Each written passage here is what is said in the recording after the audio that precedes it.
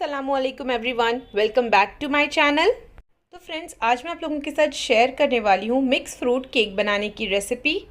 ये केक ना दिखने में जितना ही प्रिटी दिखता है, खाने में उतना ही ज़्यादा टेस्टी लगता है। फ्रूट्स के ना खट्टे मीठे से फ्लेवर्स आते हैं इनमें। ये केक बहुत ही टेस्टी लगता है। तो चलिए चलते हैं रेसिपी की तरफ और बनाते हैं मिक्स फ्रूट केक। तो सबसे पहले हम स्पॉन्ज तैयार कर लेते हैं। तो स्पॉन्ज बनाने के लिए आज मैंने प्रीमिक्स का इस्तेमाल किया है। ये वनीला फ्लेवर का प्रीमिक्स है। तो यहाँ पर हम 2 कप प्रीमिक्स का इस्तेमाल करेंगे और साथ ही हम इसमें डालेंगे 2 टीस्पून ऑयल और पानी डालकर इसका बैटर बना लेंगे। हाफ केजी का केक बना रहे हैं यहाँ पर हम, तो इसके लिए 2 कप प्रीमिक्स का इस्तेमाल होता है। आप चाहें तो स्क्रैच से भी स्पॉन्ज बना सकते हैं। उसकी रेसिपी मेरे डिस्क्रिप्शन बॉक्स में मौजूद है, आप चाहें तो देख सकते हैं। और अब हम इसमें ऐड करेंगे half tea spoon mix fruit essence. पानी का जो मेजरमेंट है वो प्रीमिक्स को बनाने के लिए वो आपको अंदाज़ा ही लेना पड़ता है, कोई परफेक्ट मेजरमेंट नहीं है उसका। आपको 1 कप से थोड़ा सा कम पानी जाता है 2 कप प्रीमिक्स को मिक्स करने के लिए। तो स्पॉन्ज का जो बैटर है वो रेडी है, बिल्कुल परफेक्ट कंसिस्टेंसी है। अब हम इसे पोर कर देते हैं टिन में। तो यहाँ पर हमने 6 इंच का केक टिन लिया है, उसे ऑयल और मैदे से ग्रीस कर लिया है अच्छे से।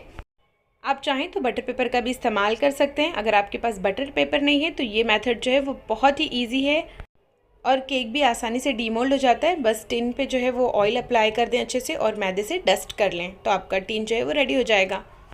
अब हम इसे अच्छे से टैप कर लेंगे ताकि इसमें कोई भी एयर बबल ना रहे। और अब हम चलते हैं इसे बेक कर लेते हैं। इस केक को हम तवे पे बेक करेंगे, तो इसे हमें मीडियम फ्लेम पर 20 से 25 मिनट के लिए बेक कर लेना है, या तब तक जब तक टूथपिक बिल्कुल क्लीन ना आए, हमें इसे तब तक बेक करना है।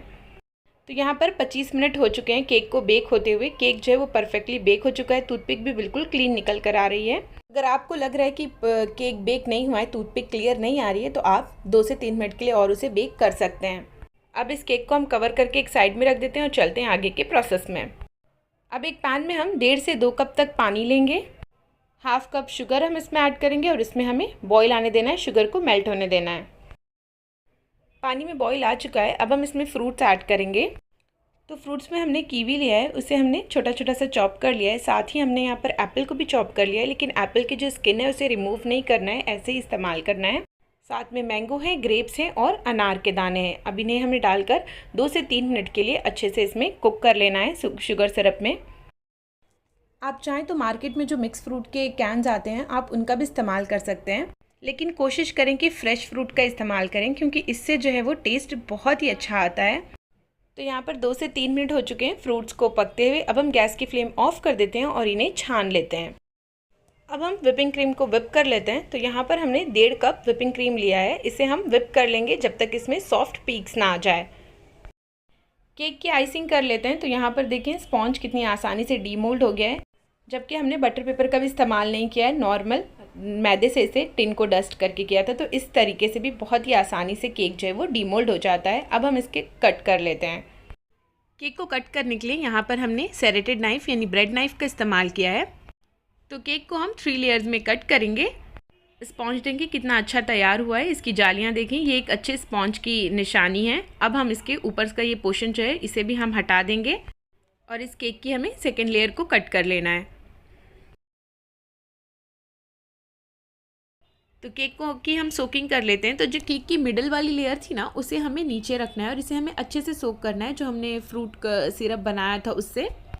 ये वाला स्टेप बहुत इंपॉर्टेंट है, क्योंकि केक की सोकिंग हमें अच्छे से करना है, तभी जो है वो केक का फ्लेवर अच्छा आएगा और ये मॉइस्ट रहेगा। तो इसे चेक कर लीजिएगा एक बार सोकिंग करके कि हर तरफ से सोक हुआ है कि नहीं अच्छे से।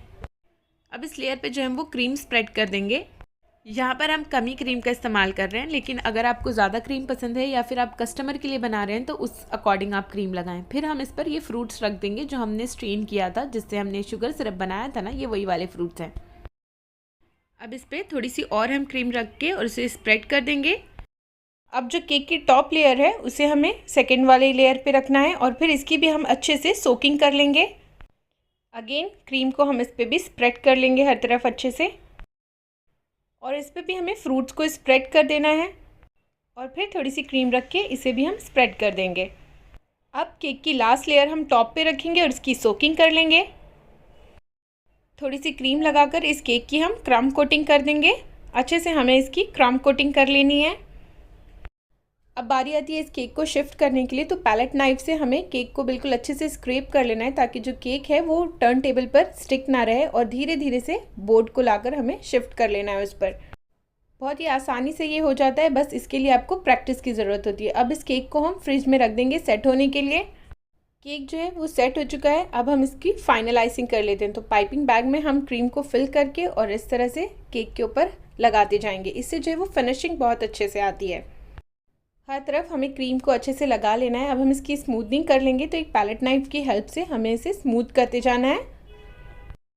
तो यहाँ पर केक जो है वो हमारा फिनिश हो गया है, स्मूथ हो चुका है। अब हम चलते हैं प्रेजेंट कर लेते हैं इसको, थोड़े और डेकोरेशन कर लेते हैं फ्रूट से इसकी। तो डेकोरेशन जो है वो आप अपने मन पसंद से कर सकते हैं। मैंने यहाँ पर जो एप्पल को पतले पतले स्लाइसेस में कट कर लिया था और इस पर लेमन जूस लगा लिया था ताकि ये ब्लैक ना हो। तो सबसे पहली लेयर में इस तरह से एप्पल की लगा रही हूँ।